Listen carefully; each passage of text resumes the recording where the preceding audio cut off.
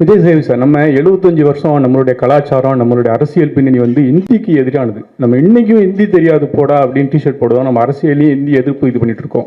நீங்க வந்து இந்த மாதிரி கேள்வி நீங்க ஏற்கனவே அமீர் கான் சார் வந்த போதும் கேட்டீங்கன்னு நினைக்கிறேன்ல. ஆமா, எல்லா சமயத்தையும் இந்த கேள்வி கேட்குறேன். எதுக்கு இந்த சார், எதுக்கு இந்த கேள்வி? நாங்க என்ன கேட்கணும், ஏற்கனவே இந்த கேள்வி படிக்கணுமா வேண்டாமா? நீங்க என்ன மாதிரி ஆள்கிட்ட கேட்டு என்ன ஆக போகுது உங்களுக்கு? எதுக்கு இப்ப இந்த கேள்வி கேட்குறீங்க? பிரஸுக்கு வந்து எதுக்கு இந்த கேள்வி முதல்ல? ஓகே, கத்ரீனா மயிலா ஒரு நிமிஷம் இருக்கு சார்.